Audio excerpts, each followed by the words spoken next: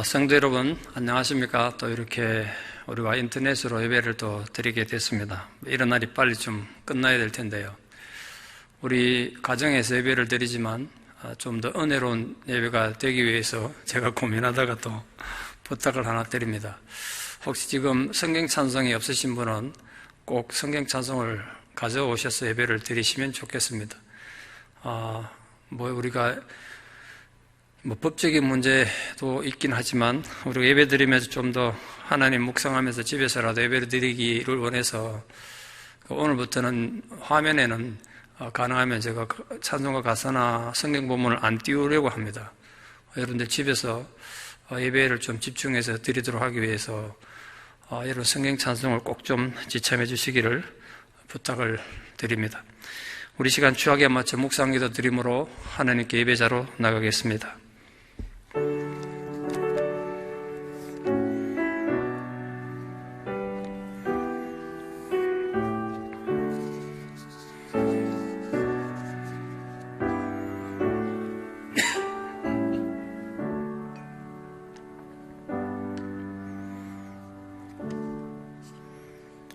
소망의 하나님이 모든 기쁨과 평강을 믿음 안에서 너희에게 충만하게 하사 성령의 능력으로 소망이 넘치게 하시기를 원하노라. 아멘. 참으로 우리의 소망의 근거가 되신 하나님 아버지의 은혜를 감사드립니다.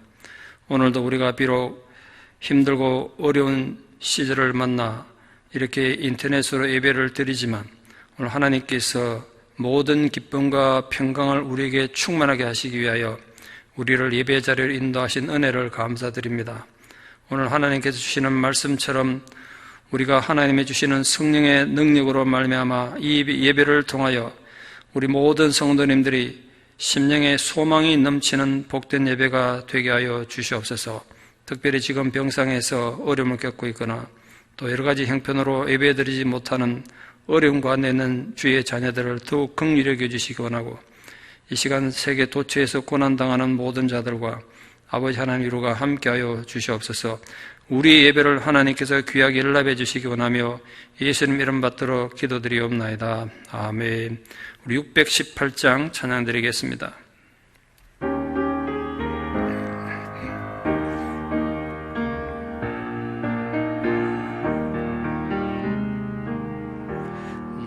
주님을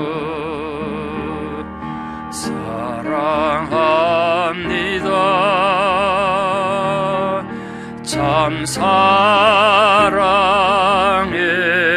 주를 경배해 한 마음으로 찬양하오니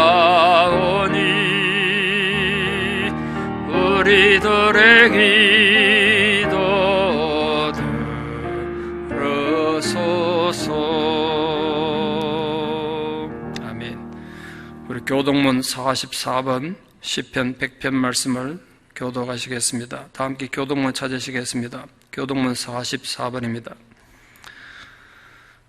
온 땅여 여호와께 즐거운 찬송을 부를지어다. 기쁨으로 여호와를 섬기며 노래하면서 그의 앞에 나아갈지어다. 여호와가 우리 하나님이신 줄 너희는 알지어다. 그는 우리를 지으신 이요 우리는 그의 것이니 그의 백성이요 그의 기르시는 양이로다. 감사함으로 그의 문에 들어가며 찬송함으로 그의 궁정에 들어가서 그에게 감사하며 그의 이름을 송축할지어다. 여호와는 선하시니 그의 인자하심이 영원하고 그의 성실하심이 대대에 이르리로다. 아멘. 우리 함께 신앙 고백 드리겠습니다. 전능하사 천지를 만드신 하나님 아버지를 내가 믿사오며 그 외아들 우리 주 예수 그리스도를 믿사오니 이는 성령으로 잉태하사 동정녀 마리아에게 나시고 본디오 빌라도에게 고난을 받으사 십자가에 못 박혀 죽으시고 장사한 지 사흘 만에 죽은 자 가운데서 다시 살아나시며 하늘에 오르사 전능하신 하나님 우편에 앉아 계시다가 저리로서 산자와 죽은 자를 심판하러 오시리라. 성령을 믿사오며 거룩한 공회와 성도가 서로 교통하는 것과 죄를 사하여 주시는 것과 몸이 다시 사는 것과 영원히 사는 것을 믿사옵나이다. 아멘. 우리 시간 우리 성도님들이 또 정성으로 하나님 앞에 드리는 헌금을 봉헌하는 기도 드리겠습니다. 다 같이 봉헌기도 드리겠습니다. 사랑의 하나님 아버지, 우리에게 귀한 생명을 허락해 주시고 살아가는 이 한 생애 동안 우리가 이렇게 코로나 바이러스 사태로 어려움과 위기를 겪고 있지만 각 가정에서라도 하나님 앞에 예배자로 세워진 은혜를 감사드립니다. 우리가 하나님 앞에 예배자로 나아가며 빈손으로 나아가지 않고 주를 사랑하는 마음으로 소득의 11조를 드리며 이런저런 모습의 감사와 주의 말씀을 선교하는 귀한 일에 또 우리의 이웃들을 돕고자 하는 여러 가지 물질로 드리는 귀한 성도님들의 이 귀한 예물을 하나님께서 기쁘게 연락하여 주시옵소서. 특별히 간과 옥기는 지금 생업에 어려움을 겪고 또 코로나 바이러스로 인하여 가게 문조차 열지 못하는 어려움 가운데 있는 많은 성도님들이 계십니다. 아버지 하나님께서 하루속히 이 어려움을 거두어 주셔서 우리 성도님들이 생존의 위협을 겪지 않도록 이 어려움이 속히 지나가서 참으로 하나님 앞에 기쁨으로 예배 드릴 수 있는 날이 속히 올 수 있도록 주의 모든 성도들에게 은혜를 더하여 주시옵소서. 우리의 드리는 예물이 하나님께 기쁜 연락이 되기 원하오며 예수님 이름 받들어 감사기도 드리옵나이다. 아멘. 우리 함께 찬송가 79장 찬양 드리겠습니다. 우리 하나님 아름다움을 찬양 드리겠습니다.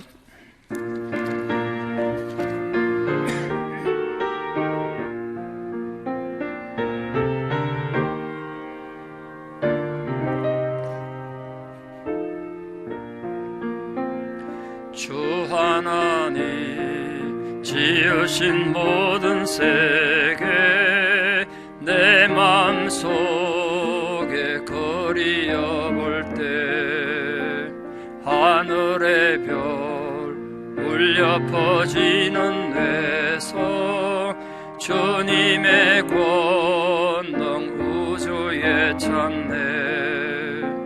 주님의 높고 위대하심은 내 영혼이 찬양하네. 주님의 높고 위대하심은 내 영혼이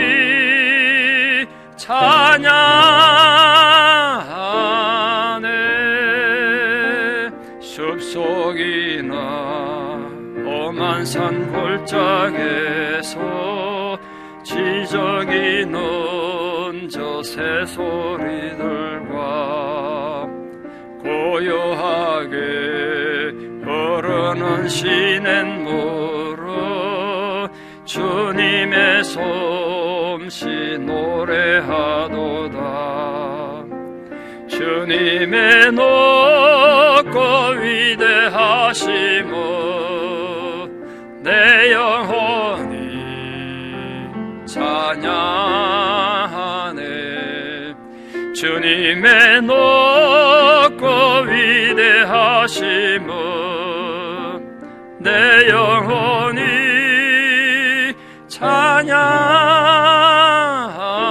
찬양하네. 주 하나님 독생자 아낌없이 우리를 위해 보내주셨네. 피 흘려 죽으신 주 내 모든 죄를 대속하셨네. 주님의 높고 위대하심은 내 영혼이 찬양하네. 주님의 높고 위대하심은 내 영혼이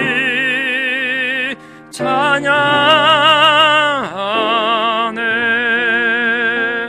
내 주 예수 세상에 다시 올 때 저 천국으로 날 인도하리. 나 겸손히 엎드려 경배하며 영원히 주를 찬양하리라.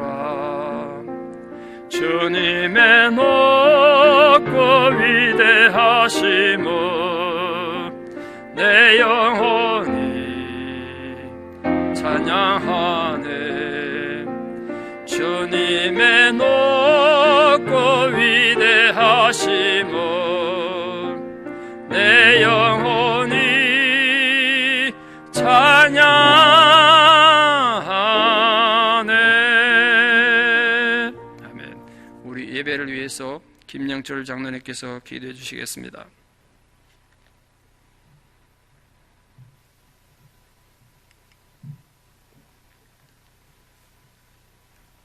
거룩하신 아버지 하나님, 환난과 고난 가운데서도 풍성한 은혜와 사랑으로 우리를 지켜주시고 우리 주 예수 그리스도의 보혈로 거듭나게 하시고 그리스도의 부활의 생명으로 충만하게 하여 주심에 감사를 드립니다.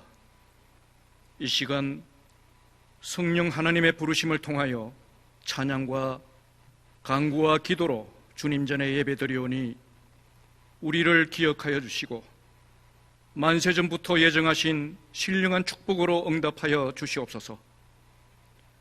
우리의 삶이 가랄지라도 풍성히 마시게 하시고 우리 영혼이 수치 가운데 있을지라도 기뻐하게 하시고 심령이 상하고 슬픔 가운데 있을지라도 소망으로 즐겁게 찬양하게 하시어 우리를 지으신 창조주 하나님의 영광으로 충만하게 하여 주시옵소서. 오 주여, 예수께서 우리와 함께 하심에도 여전히 죄로부터 자유롭지 못한 연약한 저희들입니다. 긍휼히 여기시어 핍박과 공고 가운데서 평안을 더하여 주시고 좌절과 실패 가운데서도 소망으로 일어서게 하여 주시옵소서. 주여, 작금의 이 지구촌이 코로나 바이러스 창궐로 인하여 충격과 공포와 불안에 떨며 타산적 장벽이 생기고 있습니다. 긍휼히 여겨주시고 하루속히 코로나 바이러스를 소멸시키시어 이 고통과 혼돈에서 우리 모두를 구하여 주시옵소서. 자비로우신 하나님, 코로나 바이러스 감염으로 고통받는 이들에게 치유의 은총을 내려주시고 이들을 헌신적으로 돌보고 있는 의료진들과 그 가족들을 축복하여 주시옵소서. 또한 이 역병으로 생명을 잃은 저 수많은 영혼들을 받아주시고 유족들의 슬픔을 위로하여 주시옵소서. 조속히 치료제와 백신이 개발되도록 연구진들에게 지혜를 주시고 이 참담함에서 무너져 있는 경제의 회복과 삶과 죽음의 기로에 서서 표현하기조차 힘든 이 고통들을 이겨낼 힘과 용기도 주시고 모든 일상들이 정상화될 수 있도록 저희들에게 긍휼을 베풀어 주시옵소서. 이 시간 말씀 들고 단위에 서신 담임 목사님 기억하시어 성령의 기름 부음을 더하여 주시고 말씀의 권세가 넘치게 하시며 지혜와 계시의 말씀이 선포될 때 듣는 자마다 위로부터의 복이 넘치게 하여 주시옵소서. 이 예배를 위하여 마음과 기도와 물질로 그리고 보이지 않는 봉사와 찬양으로 준비하는 한 사람 한 사람 기억하여 주시고 그들에게 준비하신 하늘의 상급이 부어지기를 기도합니다. 주의 은총이 우리 모두에게 가득하길 원하오며 예수님 이름으로 감사하며 기도드립니다. 아멘.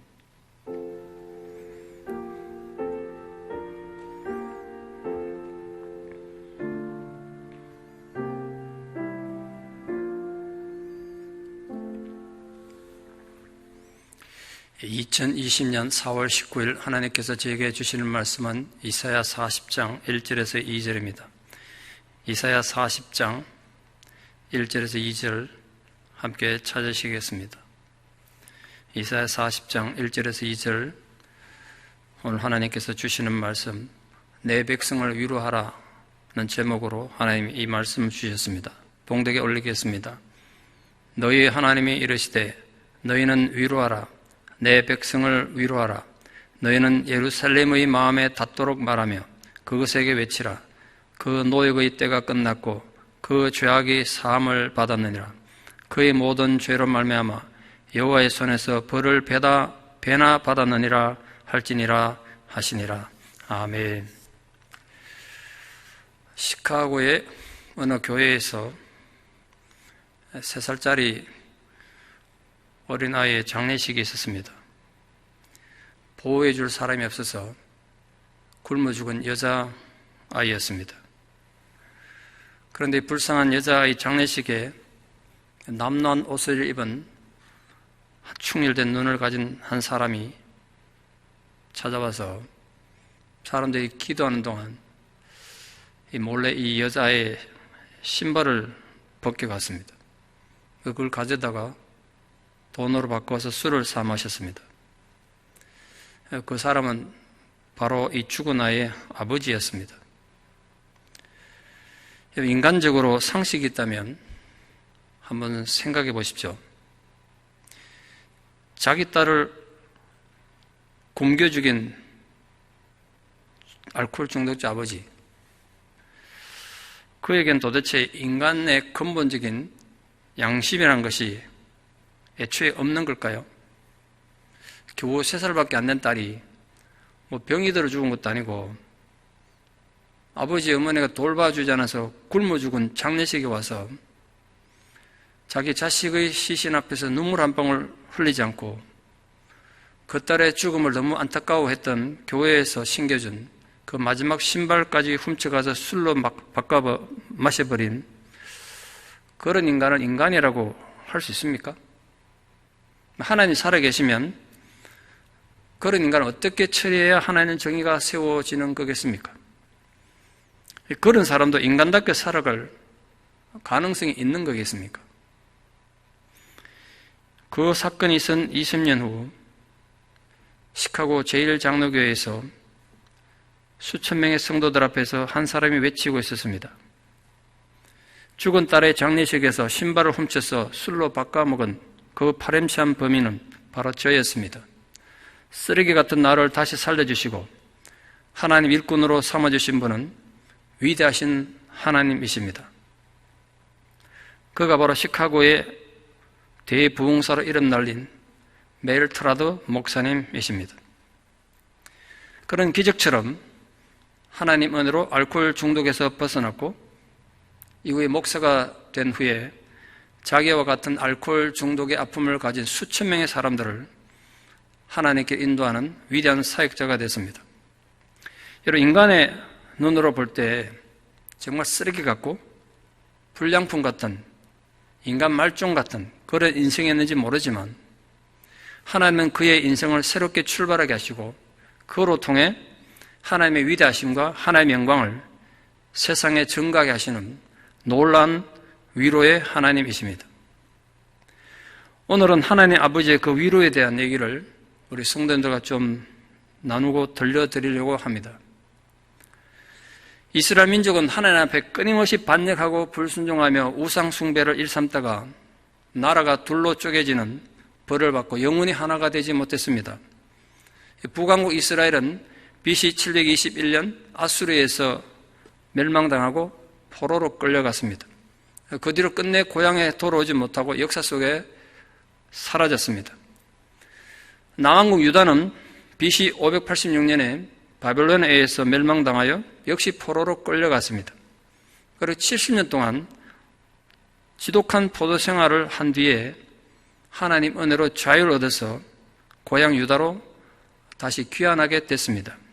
그 역사적 사건이 오늘 본문의 배경입니다. 역사란 무엇인가? 누가 정의하고 누가 평가를 할 것입니까? 우리 인간들이 하는 그 역사에 대한 평가가 과연 정당한 것입니까? 왜냐하면 우리 또한 그 역사의 한 부분에 불과한데 그 역사 속에 하나의 파편에 불과한 인간들이 인간의 역사를 평가한다는 것이 과연 정당한 것인가? 그런 질문을 제가 하게 됐습니다. 그래서 정말 정당한 역사의 평가를 하려면 제3자의 입장에서 정당한 평가가 필요한 거 아니겠습니까? 그래서 하나님의 역사평가가 너무나 중요합니다. 그런데 그 하나님은 인간의 역사를 어떻게 평가하십니까? 또 어떻게 평가해 오고 있으십니까? 하나님의 인간 역사의 평가 방식은 인간들의 평가 방식과는 아주 다른 것 같습니다. 서론에 말씀드린 그런 파렴치한 아버지같이 하나님을 반역하고 거역한 것이 유다의 역사였고 또 궁극적으로 인간의 역사였습니다. 그런데 오늘 본문에서 그런 그들에 대해서 하나님이 어떻게 평가하시는가를 눈여겨 살펴보기를 바랍니다. 너희의 하나님이 지금 말씀하시고 계신다 이렇게 말씀하셨습니다. 너희의 하나님 이렇게 표현하셨습니다. 인간들 입장에서 스스로 생각해도 만약 자기들처럼 그렇게 파렴치하게 하나님 이름을 욕되게 하고 배반한 족속들이 자기 이웃이라면 개미를 밟아뭉개듯이 하나님이 자기들을 철저히 징계하고 밟아뭉개도 변명할 수가 없을 것입니다. 이제 하나님은 자기들과 아무런 관계도 없는 무서운 심판의 신으로만 생각되었을 것입니다. 그런데 오늘 하나님 뭐라고 선언하셨습니까? 나는 여전히 너희의 하나님이시다. 이 놀라운 선언 안에 하나님 마음과 인간을 향한 모든 계획이 다 들어있습니다. 참으로 황송한 표현 아닙니까? 인간들은 하나님을 향해서 그렇게 배반하고 반역했는데 여전히 너희는 나의 자식들이고 나는 너희의 하나님이다. 오늘 하나님 이렇게 말씀하셨습니다. 2010년 8월 11일 일간지에 난 기사입니다. 그 제목이 아주 독특했는데요. 폐륜에 배신당한 30년 기른정. 이게 기사 제목이었습니다. 경기도 하남에서 철물점하는 부부가 있었는데 어느 날 가게 문 열려고 문을 열었더니 갓난아기가 바구니에서야 자기 집 문 앞에 놓여 있었습니다. 아마 그 형편을 알고 누가 갖다 둔 것 같은데 이 부부에게는 자식이 없었기 때문에 이거 하나님이 주신 선물인가 보다. 그 아이를 자기 자식들로 키우기로 했습니다. 호적이 올리고 키웠습니다. 양부모가 정말 지극정성으로 사랑하며 이 아이들을 키웠습니다. 물론 이 아이는 자라면서 이 부모님이 자기의 친부모가 아니라는 걸 알았지만 워낙 아버지 어머니가 잘해주니까 본인도 그렇게 생각하고 성장했습니다. 30년이 지났습니다. 아들이 성장해서 양부모님이 결혼도 시켜주고 연립주택 아파트도 하나 사주고 뒷바라지를 해줬습니다. 그런데 이 아들은 사업하는 것마다 다 말아먹는 겁니다. 말아먹는 이유, 망하는 이유가 돈을 못 벌어 망하는 게 아니라 도박에 손을 대고 경마에 손을 대느라 거기에 돈을 다 쏟아붓느라 아무리 돈을 많이 벌어도 망할 수밖에 없었습니다. 또 망하면 또 집에 와서 손 벌리는 겁니다. 또 망하면 또 손 벌리고 그랬습니다. 양부모님 생각하기에 이러다가는 자식도 망치고 집안 망했다는 생각이 들어서 더 늦기 전에 우리가 무슨 결단을 내야 되겠다. 그래서 마지막으로 이 아들에게 유산을 조금 물려주고 자기들 유언을 쓰기를 자신의 모든 재산은 사회의 가난한 자들에게 기부하기로 그렇게 결정했습니다. 그런데 이 사실을 알게 된 아들이 청부살해를 해서 양부모를 죽였습니다. 그리고 재산을 상속받았습니다. 아들이 자기밖에 없었으니까 20억 되는 돈을 상속받았는데 짧은 시간에 15억이나 되는 돈을 경마로 다 날려버렸습니다. 그러면서 떠들고 다녔겠죠. 그걸 이상하게 여긴 동네 주민들의 신고로 경찰에 붙들려서 이제 쇠고랑을 찬 겁니다. 근데 그 사건이 이제 기자에게 포착돼가지고 기사에 난 거예요. 30년 동안 친자식 이성으로 정성을 다해서 키웠는데 한순간에 부모의 생명을 빼앗고 폐륜을 저지르고 배신할 수 있느냐. 이게 이제 그 기사의 내용이었습니다. 이 기사에서 이 배은망덕하고 폐륜하라고 욕을 먹은 양자 같은 존재가 오늘 바로 하나님을 배신한 이스라엘이었단 말이에요. 신문에서는 그런 폐륜하를 신랄하게 비판하고 있습니다. 그런데 오늘 하나님은 그런 폐륜하 같은 이스라엘을 향하여 뭐라고 말씀하고 있습니까? 나는 여전히 너의 하나님이다. 이렇게 말씀하셨습니다. 그에 더하여 하나님 이스라엘을 뭐라고 불렀는지 아십니까? 너희들은 내 백성이다. 이렇게 부르셨습니다. 너희는 나의 백성이다. 오늘 본문의 핵심은 여기 있습니다. 반역하고 우상숭배에 빠지고 하나님의 선지자를 돌로 쳐 죽이며 하나님의 말씀을 거역했던 이스라엘. 지금은 나라가 망하여 전쟁 포로로 끌려간 비참한 족속들. 전쟁 포로는 살아있는 인간이 당할 수 있는 가장 비참한 상태입니다. 그런 그들 향하여 하나님 뭐라고 부르셨다고요? 내 백성이라고 부르셨다는 거예요. 여전히 내 새끼고 내 자식들이라는 겁니다. 나의 애정과 내 관심의 대상이라는 거죠. 전능하신 하나님께서 포로로 잡혀가서 아무런 소망도 없고 내일에 대한 어떤 기대도 하지 못하며 살고 있는 유대인들을 내 백성이라고 불러주신 이 사실이 얼마나 놀라운 축복의 선포인가를 생각해 보십시오. 그리고 오늘 코로나 사태로 숨죽이며 불안에 떨며 살아있는 우리들을 역시 내 백성이라고 불러주시는 하나님을 묵상해 보십시오. 그것이 얼마나 큰 축복입니까? 이런 온 우주는 하나님 것입니다. 이 온 우주의 세상의 소유권은 하나님께 있습니다. 원래 그게 다 하나님 거였습니다. 그런데 하나님께서는 그 초라한 백성들을 가리켜서 나의 것, 나의 소유, 내 백성이라고 부르셨습니다. 여러분, 세상에 강하고 위대한 민족들이 많고도 많았습니다만 그토록 초라하고 연약한 포로의 사슬에 묶인 자를 내 백성이라고 특별히 불러주신 것입니다. 이 내 백성이라는 호칭이 왜 중요합니까? 우리들이 하나님 백성이 된다는 것은 하나님 모든 관심이 우리에게 부으신다는 뜻 아니겠습니까? 그러므로 하나님께서 택하신 백성들의 생명을 지키실 뿐 아니라 그들을 위로하는 일에도 얼마나 큰 관심을 가지겠습니까? 하나님께서 포로로 사로잡혀 비참한 상황에 있는 이 유대인들 향해서 내가 너희의 하나님이다 이렇게 말씀하시고 너희는 여전히 내 백성이라고 구체적으로 말씀하신 이유는 딱 한 가지입니다. 그들을 위로하기 위해서였습니다. 그들이 나라를 회복하고 또 고향으로 돌아가고 다시 도시를 건설하고 삶의 터전을 이루고 하는 일, 중요한 일이죠. 그러나 그건 나중 일이고 우선은 너희들에게 위로가 필요하다 이거예요. 우선은 너희들이 포로로 했지만 아무런 삶의 기대를 가지 못하지만 내가 너희를 위로하기를 원한다 이거예요. 그게 지금 코로나19 사태로 지쳐있는 우리들을 향한 하나님 아버지의 마음이십니다. 하나님은 코로나 사태로 어떤 분은 경제가 망가지고 또 우리의 건강을 위협받고 심지어 우리들의 생존이 위협받는 상황에서 그거 회복하는 시간이 걸리겠지만 우선은 우리들을 위로하기를 원하십니다. 그래서 내 백성을 위로하라. 그것이 오늘 하나님 아버지의 명령이자 새 선언입니다. 사랑하는 성도님 모두 그리고 흩어져 있는 여러분의 모든 자녀들에게 무엇보다 이 하나님의 아버지의 위로하심이 충만하게 부어지는 은혜가 있기를 축원합니다. 오늘 하나님은 그 위로의 중요한 사역을 누구에게 명령하고 있습니까?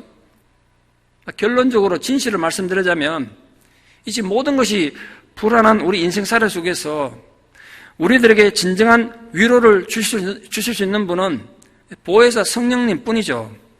누가 성령님만큼 완벽하게 그리고 충만하게 우리를 위로할 수 있겠습니까? 그러나 우리의 하나님 되신 하늘 아버지께서는 지금 코로나 사태로 어려움과 위기를 겪고 있는 모든 하나님 자녀들을 그 마음을 위로하고 그 형편들을 위로하기 위해서 다른 도구들을 사용하십니다. 예컨대 천사들을 보내서 우리를 위로하기도 하세요.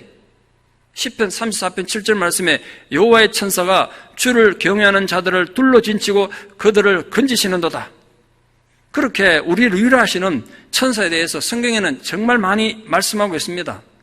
가장 대표적인 거 예만 하나만 들면 엘리야가 아합왕과 이세벨의 잔악한 탄압 때문에 도망가다가 광야의 로뎀 나무 아래서 죽기를 구하며 좀 속된 표현으로 자살을 꿈꾸며 지쳐 쓰러졌을 때 그를 다시 이렇게 세워서 하나님 산 호렙에 이르게 한 건 바로 천사의 위로 때문이었습니다. 이스라엘이 적군의 침략으로 위기에 빠졌을 때 나라가 망할 위기에 됐을 때 천사의 도움으로 승리했던 적도 여러 번입니다.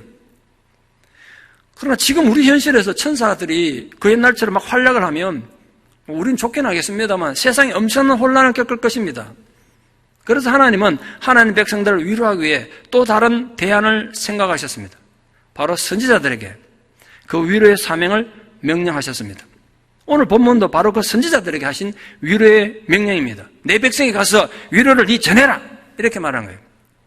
저는 오늘 이 자리에 하나님의 그 명령을 받고 과거 그 어느 때보다 엄중한 마음으로 서 있습니다. 하나님은 지금 코로나 사태로 지치고 마음이 상하고 생존의 위협을 겪고 있는 사랑하는 성도님들을 위로하게 하시려고 저를 이 자리에 세우셨습니다. 성경에 대한 지식도 중요하고 예배 자세도 중요하고 하나님 나라를 위한 헌신도 중요하지만 하나님께서는 지금 내 백성을 위로해야 할 때다 그렇게 말씀하셨습니다. 다른 거 다 제쳐놓고 지금은 내 백성을 위로하라 그렇게 말씀하셨습니다. 그것이 너무나 중요하기 때문에 내 백성을 위로하라고 오늘 두 번이나 반복해서 강조하여 말씀하고 계십니다.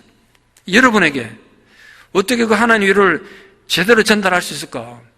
설교 준비하면서 마음의 부담이 엄청 됐습니다. 내가 지금 위로를 전하긴 전해야 되는데 제대로 전할 수 있겠는가? 하나님이 여러분에게 주시려는 그 위로를 제가 제대로 전달해야 될 텐데 하는 부담이 과거 그 어느 때보다 제 마음을 무겁게 흔들고 있습니다. 언젠가 제가 좋은 생각에서 읽은 내용인데요. 이수종이라는 분이 쓴 글입니다. 이분 어머님이 자궁암의 판정을 받고 굉장히 위험한 그런 상황이었더라고요, 보니까. 갑자기 수술을 하게 되셨어요. 수술하면 회복될 가능성이 한 60%는 된다는 말 듣고 수술했습니다. 문제는 이 집이 굉장히 가난한 집안이라 친척들 여기저기 돈 빌려서 겨우 수술을 하고 수술이 성공적으로 끝나서 이제 어머님 퇴원을 했습니다. 근데 집에 돌아왔는데 어머니를 방에다 모셔드리고 이분이 나와서 보니까 말 한 것 속에 그 정품이 한 포대가 뜯지도 않은 정품이 한 포대가 있었어요. 근데 이게 왜 여기 있는지 누가 갖다 놨는지 알 수 없는 노릇이라 혹시 이게 다른 사람 쌀인가 해서 손을 대지 않고 그냥 뒀습니다. 그리고 며칠 지나갔어요. 친척들이 집에 병문안을 왔습니다. 고모들이랑 그 큰어머님이랑 오셨어요. 안부를 주고받다가 이런저런 경과를 얘기하다가 이분이 그 고모님과 큰어머님께 말했어요. 근데 저 마루에 누가 쌀을 한 포대 갖다 두고 왔는데 누가 갖다 뒀는지 모르겠다고. 그 얘기를 했더니 큰어머님이 얼굴이 빨개지면서 당신이 갖다 놓았다고 말씀하셨어요. 순간 모든 가족들이 아무 말도 하지 못하고 갑자기 울음바다가 됐어요. 왜냐하면 이 큰 집에는 자식도 없는 데다가 두 분만 외롭게 사시는데 두 분 다 건강이 좋지 못해 생계 능력이 없어서 생활보호 대상자가 되셔갖고 이분들이 쌀을 받아서 배급받아 살고 있는 상황에 그 쌀을 아껴가지고 이 집에 갖다 준 거예요. 어떤 상황에서 이 쌀이 온 건지 아니까 가족들이 다 눈물 흘리는 거예요.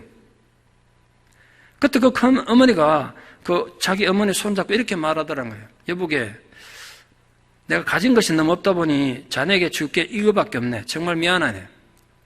맛없는 쌀이지만 양이라도 넉넉히 해서 많이 먹게나. 이렇게 감동적인 걸 듣고 이 조카가 이제 좋은 생각에 쓴 겁니다. 여러분, 제가 목사로서 가진 것이 별로 없고 재주도 없어서 여러분에게 충만한 위로는 드리지 못하지만 제게 주어진 작은 힘으로라도 힘껏 여러분에게 위로가 되고 싶습니다. 그것이 내 백성을 향한 하나님 아버지의 마음이라는 것을 뜨겁게 깨달았기 때문입니다.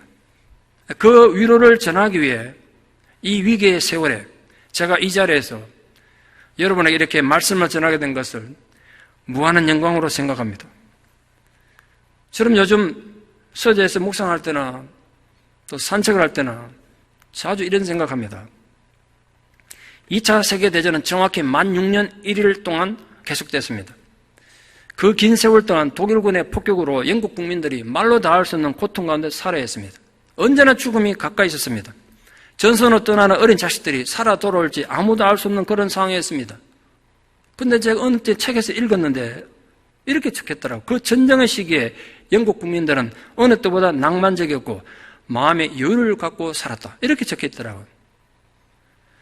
그 위기의 전쟁 중에 영국 국민들이 마음의 여유를 가지고 살 수 있었던 이유는 두 가지인데 첫째 하나는 국왕 조지 6세의 위로 때문이었습니다.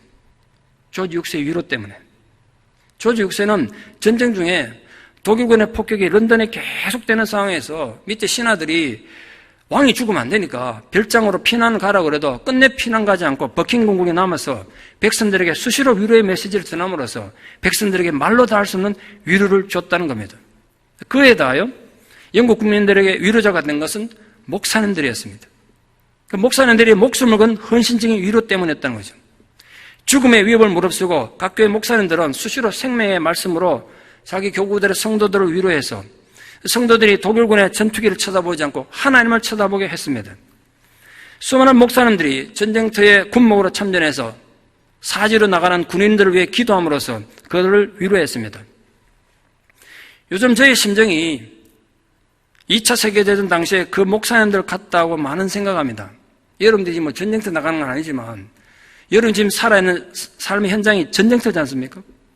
제 마음이 여러분 생각하면 전쟁터로 군인을 떠나보내는 그 마음이 든다는 거죠. 이 군인들에게 용기를 불러일으켜서 두려움을 극복하겠다는 그 군목의 마음도 제가 한번 되어보고, 또 때로는 매일 밤 이어지는 독일군의 공습으로 엄청난 공포를 느끼게 하는 그 포탄의 굉음 소리에 대항해서 성도들과 함께 찬송을 부르며 말씀으로 그들을 위로했던 그 목사님들의 마음이 되어보곤 합니다. 제가 요즘 이 생각 굉장히 많이 합니다. 뭐 상황이야 그때와 다르겠습니다만, 한 가지 분명한 사실은 지금 이 자리에 제가 여러분의 위로자로 서 있다는 사실입니다. 지금 우리가 얼굴과 얼굴을 쳐다보며 함께 예배를 드리지 못하지만, 지금 이 순간 여러분들이 화면에서 저의 얼굴을 보고 있다면, 그리고 저의 목소리가 여러분 귀에 들리고 있다면 여러분은 하나님의 위로 가운데 있는 것입니다. 저를 도구로 사용해서 내 백성을 위로하라는 하나님의 그 위로한 가운데 여러분이 지금 존재하고 있음을 기억해 주십시오. 물론 선지자들만이 하나님의 위로의 도구가 되는 건 아닙니다. 하나님은 하나님께서 하나님 백성으로 택하신 모든 자들을 통해서 지금 고난받는 이 세상을 위로하기를 원하십니다. 사랑하는 성도 여러분들이 지금 고난당하는 이 세상에 위로자가 되어주시기를 바랍니다. 먼저 가까이 있는 가족들을 위로하십시오. 제가 뉴스에 보니까 지금 일본이나 특히 중국에서 코로나 사태로 외출을 하지 못해 집에 머무르는 시간이 많아지니까 이혼 소송이 급증하고 있다는 뉴스를 봤습니다. 제가 한편 생각해 보니까 그럴 수 있겠다는 생각을 해봤습니다. 지금 모두가 스트레스 받는 상황에서 서로 위로만 받으려고 그러면 스트레스는 더 심해질 것이고 더 불안하고 더 불만스러울 수밖에 없겠죠. 그래서 가정이 깨진다는 거예요.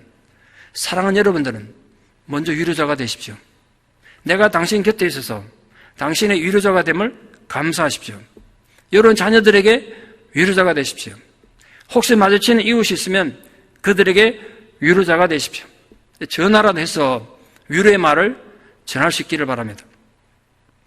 언젠가 제가 아프리카 원숭이에 대해 읽은 감동적인 얘기가 있습니다. 아프리카의 쿤타리카라는 깊은 산에는 300여 종이 넘는 원숭이들이 살고 있는데, 영국 리즈버리 탐험대가 그곳에서 놀라운 현상 3가지를 발견한 걸 기록에 남겼습니다. 첫 번째 이상한 현상은 어느 날 아침 온 산이 떠나갈 듯이 원숭이들이 고함을 지르대고 우는 거예요. 웬일인가 탐험대가 놀라서 봤더니 그들의 지도자격인 원숭이가 세상을 떠났기 때문에 원숭이 무리 전체가 슬픔을 표시하는 거였습니다. 두 번째 이상한 현상은 부부 원숭이가 있고 거기에 새끼가 원숭이가 있었는데, 병들어서 그런지 어떤지 모르겠습니다만 작은 새끼가 죽으니까 이 부부 원숭이가 서로 얼굴을 쓰다듬어주면서 서로의 눈물을 닦아주고 그 슬픔을 위로하는 걸 본 것입니다. 셋째 현상은 원숭이 한 마리가 커다란 구릉이에 칭칭 감겨 죽어가고 있었는데, 수십 마리 원숭이가 둘러서 돌을 던지며 그 구릉이와 대항을 싸운 겁니다. 근데 원체 이 커다란 구릉이라 원숭이들이 돌을 던져도 이 원숭이를 결국 다 집어삼키니까, 그리고 원숭이는 죽었죠. 그러니까 돌 던져도 원숭이들이 나무에 돌아가서 전부 나무에 돌아가서 거꾸로 매달려서 슬프게 울더란 거예요. 여러분, 원숭이가 이러더란 거예요. 그 후에 영국의 리즈베리 탐험대는 다른 사람들의 슬픔이나 어려움에 공감할 줄 모르고 자기만을 위해서 사는 이기적인 사람들을 볼 때마다 저 사람 아프리카 쿤타리카 산속으로 보내야 한다, 이렇게 말하는 것이 유행이 됐다고 합니다. 우리 사회에는 위로받아야 할 사람 많습니다. 가난해서 끼니를 그런 사람에게 끈이 한 끼 대접하는 것, 그 분명히 위로가 되지 않겠습니까? 병든 사람 찾아가서 용기를 주고 하나님께 기도해 주는 것 또한 위로이며 사랑의 실천일 것입니다. 우리 기독교인들은 위로해 주는 사람이 되어야 합니다. 위로해 주는 일은 신앙 고백을 실천하는 가장 아름다운 사랑의 꽃이다, 저는 그렇게 생각합니다. 이 위로의 사역은 선택된 모든 하나님 백성들에게 차별 없이 주어진 것입니다. 그 위로를 전하는 과정에서 또 다른 위로를 받는 은혜가 여러분 모두에 있기를 진심으로 축원합니다. 그럼 두 번째로, 하나님은 왜 우리에게 서로 위로하라고 이 위로의 사명을 명령하신 거겠습니까? 무엇보다도 하나님은 하나님 백성들이 아무리 삶이 힘들고 코로나가 힘들어도 즐겁고 기쁘게 사는 걸 원하시기 때문에 그래요. 지금 코로나라는 눈에 보이지 않는 바이러스에 우리 삶이 침투당해서 두려움과 불편함과 불안함으로 우리들이 지금 위협받고 있습니다. 우리가 어떻게 반응하고 어떤 선택을 하냐에 따라서 우리 삶이 아주 비참하게 파괴될 수 있습니다. 그러나 하나님은 결코 우리들의 삶이 그렇게 비극적으로 파괴되는 것을 원치 않으십니다. 그래서 우리가 기쁘고 즐겁게 살기를 원하십니다. 그걸 위해 우리 서로가 서로에게 위로를 주라는 겁니다. 그런 소명을 주셨어요. 왜냐하면 절망에 빠져 사는 건 결코 하나님 자녀의 삶의 자세가 아니기 때문입니다. 어찌 보면 절망의 늪에 빠져서 후죽대는 건 하나님 이름을 욕되게 하는 거 아니겠습니까? 그러므로 사랑하는 성도 여러분, 매일 밤 하늘에서 쏟아붓는 폭격에도 가장 낭만적인 여유를 가졌던 2차 세계대전의 런던 시민들처럼 우리도 지금 비록 코로나 위기로 공습을 당하고 있지만 마음의 여유를 잃지 않고 유머와 하나님에 대한 더 강한 신뢰와 믿음으로 기쁨으로 살아가는 하나님 백성들 다 되기를 축원합니다. 그에 대하여 이사야 선지자가 하나님의 보내심을 받아 그 백성들에게 위로와 용기를 주었던 것처럼 오늘날 우리 구원 얻은 하나님의 백성들도 세상을 향하여 하나님 위로를 선포하는 은혜가 있기를 바랍니다. 이스라엘 민족이 멸망당한 그 난관 속에서도 자신의 민족이 멸망당한 그 고통 속에서도 하나님의 위로를 깨닫고 그것을 담대히 선포했듯이 오늘 우리가 코로나 바이러스로 인해서 말로 닿을 수 없는 어려움 가운데 있지만 이 세상을 향해 하나님 복음을 전하며 위로를 전하는 축복의 도구가 되기를 기대합니다. 부디 여러분 모두 하나님의 사랑에 대한 확신으로 하나님 위로를 받아서 그 위로를 내 안에 받아들이고 또 우리가 위로자가 되어서 이 위기를 슬기롭게 극복하는 영원히 아름다운 성도들 다 되기를 축원합니다. 마지막 세 번째로 궁극적으로 하나님 우리를 어떻게 위로하십니까? 슬퍼하는 자에게 사랑으로 위로하십니다. 우리들이 예기치 못한 고난으로 슬픔을 당하면 하나님께서는 눈동자같이 우리를 지키신다는 사실을 기억하고 위로받기를 바랍니다. 비록 지금 여러분들이 어렵고 슬픈 상황에 처해 있지만 여전히 하나님 은혜 안에 있다는 사실을 기억하고 위로받기를 바랍니다. 여러분 아무리 삶이 힘들어도 여러분은 여전히 하나님 은혜 안에 있습니다. 이 땅에서 우리가 의지하던 모든 삶의 기둥들이 흔들리고 때로는 그것들이 무너진다고 해도 우리의 하나님 아버지께서 우리의 피난처가 되신다는 사실을 기억하고 위로받기를 바랍니다. 애통하는 자들과 함께하여 위로를 주실 뿐 아니라 결코 졸지도 주무시지도 않는 하나님 보호와 위로하심이 영원토록 여러분과 함께하심을 믿음으로 위로받기를 축원합니다. 특히 그 위로의 말씀을 예루살렘에게 이스라엘 백성을 상대하는 말이죠. 예루살렘의 마음에 닿도록 말하라고 하셨습니다. 이 말을 원어로 직역하면 그들의 마음에 말하라 이런 뜻입니다. 왜 마음에 말하고 마음에 닿도록 위로하는 겁니까? 여러분 슬픈 소식을 들으면 우리 마음부터 움츠러들죠. 고난과 위기를 당하면 우리 마음부터 아파오지 않습니까? 우리 마음에 두려움이 휩싸인다고요. 적은 아직 멀리 있는데 마음이 먼저 무너진다래요. 지금 코로나 바이러스로 인해서 가장 고통받는 것도 우리 마음 아니겠습니까? 그래서 하나님은 그 위축되고 두려움과 고통 가운데 있는 우리 마음에 하나님의 위로를 외치라고 선포하신 것입니다. 구체적으로 사랑하는 성도님들의 마음에 이 위로의 하나님의 말씀이 영향을 주기를 바랍니다. 오늘 우리를 내 백성이라고 불러주신 그 하나님의 사랑을 기억하십시오. 그 하나님께서는 선지자들을 통하여 성도님들을 위로하기를 원하셔서 외치라고 명령하셨습니다. 그리고 우리들 또한 세상을 위로하는 자들 되기를 명령하셨습니다. 그러므로 무엇보다 여러분들 마음에 이 하나님 위로의 손길이 와닿는 은혜가 충만하게 부어지기를 진심으로 축원합니다. 기도드리겠습니다. 오늘 또 우리를 절망 가운데서 내 백성이라고 불러주신 사랑의 하나님 아버지, 우리가 고통 가운데 낙심할 때 조용히 찾아오셔서 위로해 주시는 은혜가 오늘 말씀처럼 우리 모두에게 충만하게 하여 주시옵소서. 우리들의 힘과 방법으로 문제를 해결하려고 하지 말고 주님을 신뢰함으로 전적으로 주님께 맡기고 평안을 누리는 위로가 있게 하여 주시옵소서. 지금 비록 저희들이 코로나19 사태라는 뜻밖의 위기를 맞아 삶의 어려움을 겪고 있지만 하나님이 내 백성이라고 불러주신 의인들에게 그 약속된 것들을 바라보며 낙심하지 않고 믿음으로 승리하는 우리 모든 성도들 되게 도와주시옵소서. 지금 전 세계적으로 코로나로 인하여 고통받고 생존의 위협을 받는 모든 자들에게도 하나님 아버지 위로가 부어지는 은혜가 있게 하여 주시옵소서. 진정으로 우리들이 하나님의 위로를 받아 누릴 뿐 아니라 또한 그 위로를 세상에 전할 수 있는 믿음으로 우뚝 설 수 있도록 성령께서 우리를 도우시고 함께하여 주시옵소서. 부디 우리 성도님들의 가정과 또 우리 교회가 위로의 터, 격려의 터, 축복의 터가 되게 하여 주시옵소서. 지금 당장은 힘들지라도 하나님의 위로의 힘을 얻어 용기 있게 살아가는 모든 성도님이 될 수 있도록 주님의 위로가 구체적으로 함께하여 주시옵소서. 예수님 이름으로 기도드리옵나이다. 아멘. 우리 말씀을 생각하시면서 405장 찬양드리겠습니다.